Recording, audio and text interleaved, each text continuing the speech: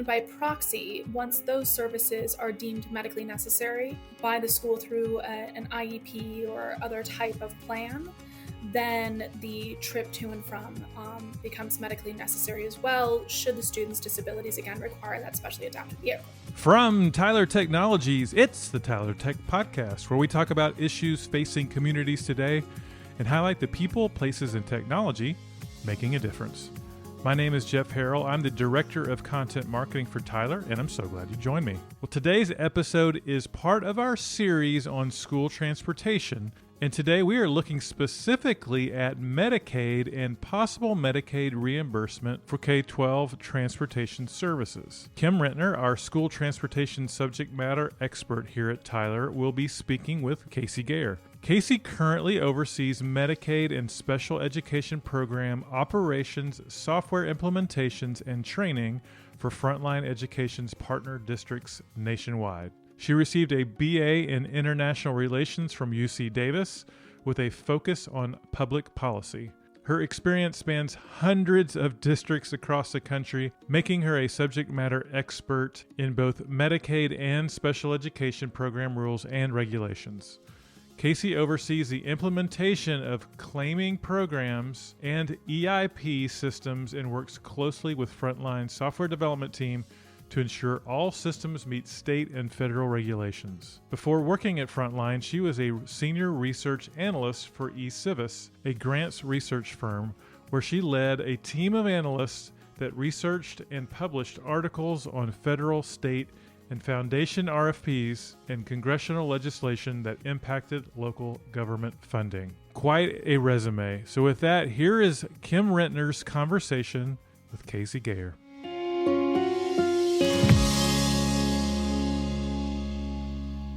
So Casey, thank you for talking with us this afternoon. We're going to get right into it. Jeff gave us your impressive bio. Can you tell the listeners a little bit more about what you do and what you do on a daily basis? Absolutely. So I currently work for Frontline Education. I'm the Director of Client Success there. I also play a dual role as a product manager for our Medicaid software.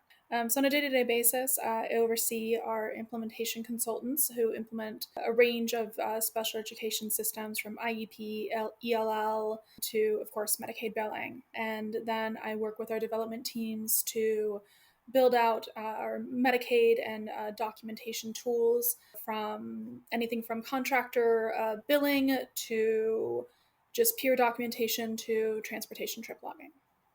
So today we're going to be talking about Medicaid and possible Medicaid reimbursement for K12 transportation services.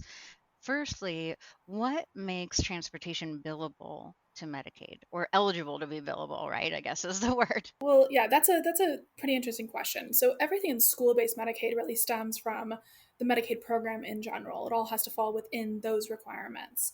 So if you are just a Medicaid eligible person in our country and you need to go to a service, go to a hospital or a doctor's office, you have some level of disability that impacts your ability to access, public transportation or something like that, you can get reimbursed for your trip to and from that service as part of your Medicaid reimbursement, your Medicaid allocation.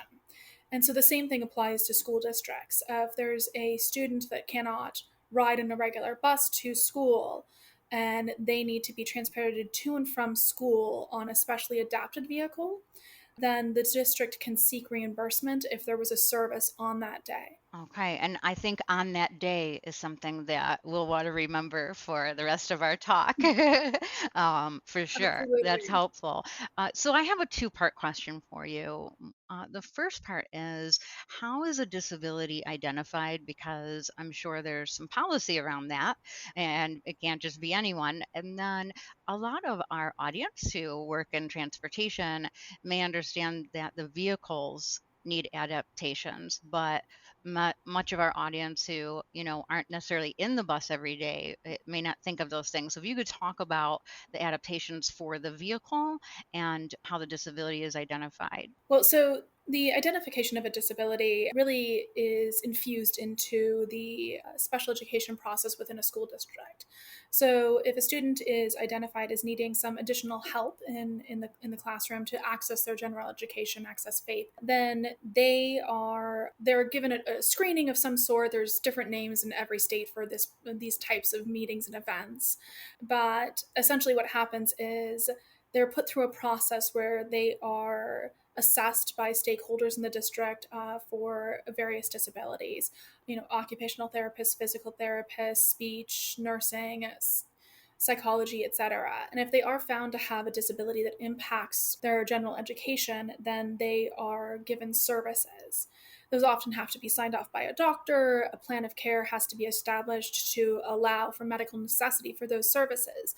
And then by proxy, once those services are deemed medically necessary by the school through an IEP or other type of plan, then the trip to and from becomes medically necessary as well, should the student's disabilities again require that specially adapted vehicle. So then we get into what is a specially adapted vehicle, and that does vary state to state. Each state has their own set of Medicaid regulations.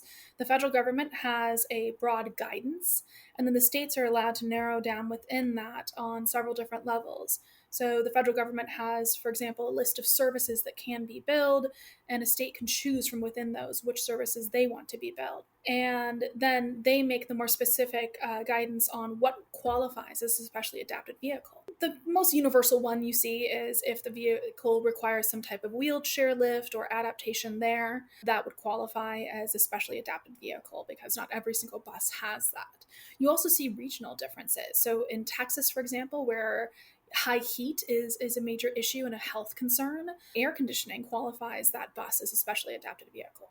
Yes, I've seen lots of things, even tinted windows, bite guards, things like that. Is it fair to say that if they need door-to-door service, that also qualifies, or is that something different? That would be something different. It's in a lot of cases, like if you have a monitor or an aid that's required to help the student get to the bus, that's not considered a specially adapted vehicle. It's just a special service on top of that trip. That makes sense. What kind of requirements are there for record keeping? Are they different throughout the states, or also kind of wondering what's the same throughout the states, as I think part of our theme here is to get this information out to everybody to know that record keeping could really possibly help them find some reimbursement. Absolutely. Record keeping, there's there's a few different types, and it really depends on which Medicaid program you're talking about. Transportation comes into play mostly in two programs for Medicaid in schools: fee for service and cost reconciliation. And those are two separate streams of funding for school districts. And can you tell us what is the differences between the two? Absolutely. So, fee for service, let me liken this to a doctor's office. Fee for service is I come in for an appointment, I have a cough, and I see a doctor. They see me for 30 minutes. They submit that time, that 30-minute window to my insurance company, and they bill that time, they bill that appointment. That's fee for service. So in a school district, this would be something like, a 30-minute speech therapy session. And then when it comes to transportation, the trip is essentially the visit. It's what you bill. You bill a trip unit. Then cost reconciliation is a process where the district can actually submit what they paid to actually provide these services. So they can submit their salaries, they can submit bus costs, they can submit a whole bunch of other items, and they get paid what they spent on the services and on the trips and on the buses and the drivers and whatever else went into treating these Medicaid students, of course, minus what they were already paid fee for service. Okay. And like you said, those two items can be different throughout the states. Is that correct? That is absolutely correct. So, in fact, cost reconciliation, for example, isn't offered in every state. And then the record keeping requirements and what you need in each state to bill fee for service or to produce a cost report that leads to that cost reconciliation revenue vary as well. Now, there are some general rules though. So, for example, fee for service, just to enable the claiming process to Medicaid, get the data collected that you need to submit a Medicaid claim, you need documentation of the date of the trip, you need the driver that drove the student, you need to have the attendance on the bus.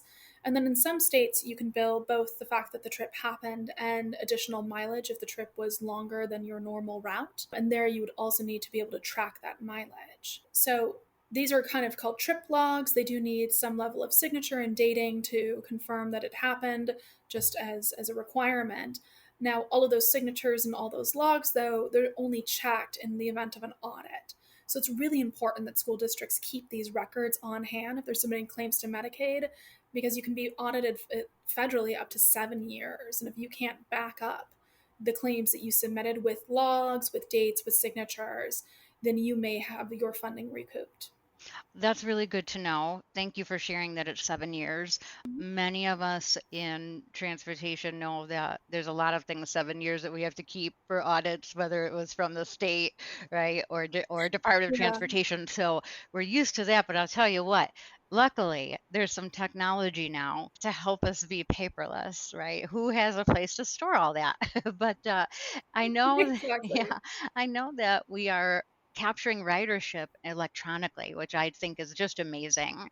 Besides increasing the level of safety and service, if you imagine being a driver and having all these sheets of paper and trying to keep track, did they actually ride to and from?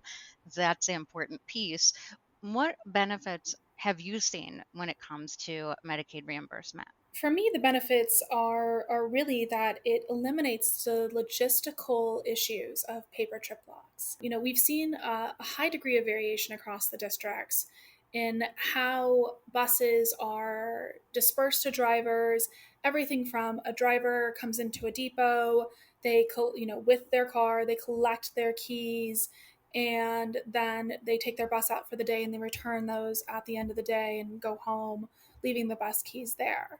And so if you are asking a driver to document trips, you're handing him a piece of paper. He doesn't have a laptop, he doesn't have a computer. He likely has a smartphone or something like that. But if the driver isn't coming in every day or every week or something like that, then districts often have to find a different way to deliver paper logs for that trip capture, those signatures, etc. And then there is also a processing that has to be built around the translation of those paper logs into an electronic system for claiming. So when you can capture electronic ridership, you eliminate those logistical issues. However, a lot of electronic ridership doesn't meet the electronic signature requirements or hasn't been approved by state Medicaid. We do encounter plenty of scenarios where the electronic ridership doesn't have a signature, it just is a scan by the student and the driver isn't signing off. Medicaid requires a driver sign off, so unless that can be built in as some kind of additional feature in an electronic capture system, then the driver is essentially double documenting the attendance that's already being scanned in as the student enters the bus. We don't want to double the work. And I think the important thing is if you're considering capturing that ridership electronically, it is a fabulous thing, but make sure your choice has all of the elements that are acceptable Mm-hmm. for turning in this information. Super important. Thank you.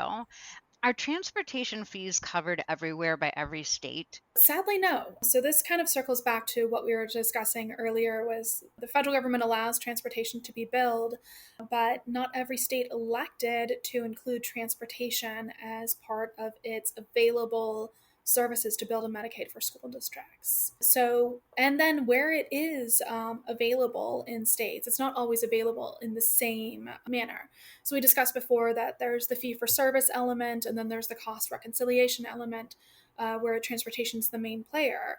Or, sorry, not the main player, but transportation is usually played out through one of those two scenarios. In some states, it's both. In other states, you'll only see transportation come in through cost reconciliation. You do have to log trips because part of that calculation of your buses, your gas, your salaries, of course, only pays for the ratio of Medicaid students that are on that bus. since you're going to have students that are non-Medicaid, so you have to provide a trip ratio along with your cost to say, here's the trips that we offer to special education students overall, here's the trips that we offer to Medicaid students that are special education, you get paid that subset of money. And then in other states, you can bill that, plus you can bill the fee for service trips, which would be, of course, deducted from your cost reconciliation payment. We do also see this in a few states. There's an administrative claiming process where transportation is covered. That is pretty rare, though. But we are also seeing that change a little bit over time as federal and state regulations are changing pretty rapidly right now, actually, in the Medicaid world for schools. That's good to hear. Hopefully it's all good. What happens when that revenue goes back to the district? Probably, I'm thinking most of us don't know. So that also varies by state. In most state regulations, there is some guidance on where revenue should go. Typically, it goes to the school district's general fund, so it can be spent on regular teacher salaries. It can be spent on special education. Some states do require that that Medicaid revenue does go back to service the special education department. And then we also see instances where a consortium of individual stakeholders, from parents to therapists to teachers, all have to gather together as a committee and make decisions on where that funding is sent in the school district. Oh, okay.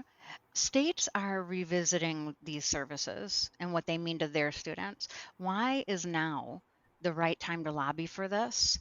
And who should be lobbying for it? And where can people get more information? States should be lobbying for this right away and right now.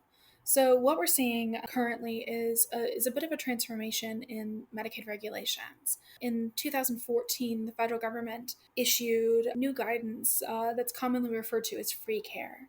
And essentially what this means is that school districts who previously were limited to billing for services related to an IEP could now start billing for medically necessary services that are outside an IEP based on, say, a 504 program, an RTI program, MTSS, or perhaps even like a BIP, a behavioral plan. And what we're seeing as a byproduct of this is that to enact these free care regulations and to expand billing to additional programs, states are required to submit a state plan amendment to their state Medicaid plan. And they're taking this opportunity to also build in new services that they didn't have before. So Nevada, for example, through PT 60, which is a school district billing type, you couldn't bill personal care services, you couldn't bill transportation, and you could only bill behavioral services through a different PT that they had to follow a more traditional hospital level model to even enact, and most districts could not follow. They took this opportunity not only to expand services to multiple programs outside the IEP, but to add personal care, to add transportation as fee for service, to add behavioral health. So as your state is going through this process of amending their state plan, now's the time to reach out to those state officials and say, what's in the state plan? Are you considering this? And then a lot of states actually can't even do that until legislation is passed. So it's worth, if you're reaching out to someone, to contact your state congressional representative and let them know that there are opportunities for billing that school districts do not have allowance to. These are federal dollars that the school districts get, not state dollars. These are federal dollars that come to school districts for revenue that could easily be applied if the states can open up their regulations and bring more services in, including transportation. It's amazing to know that it's there. Do you see parents also getting involved to help lobby for these things? I don't see parents getting involved to lobby for these things, and I think that that's not necessarily a bad thing. One of the stipulations of Medicaid is, of course, that you do need parental consent, not just to bill, but to even collect eligibility for a student. And part of that consent that school districts need to get always outlines the fact, two items. Number one, that this does not affect parents' Medicaid personally in any way, shape, or form. This doesn't affect their spend down. This is a completely separate bucket. And so they're protected from any concerns there. And the other is that if they say yes or no, it does not impact the level of service that their child is about to receive. And I think that's one of the most important things, is that the parents should be outside of this. This is for the school districts to get back revenue for the services that they provide to the public. Absolutely. Thank you for letting me pick your brain on that one, because I know that you help many people when it comes to giving the parents information, getting parent consent, and things of that nature. So that's the most important, like you said, to know that they're not going to have any less quality of service. Where can people reach out to you or your company or within their own state? Do you have some recommendations on where they can go to look up this information? Absolutely. Actually, Frontline Education has a wonderful website. It's a Medicaid resource guide with blog articles and other links and information that can give you a overview of everything and anything you would want to know around school-based Medicaid. Perfect. That makes it easy on them. So thank you for that.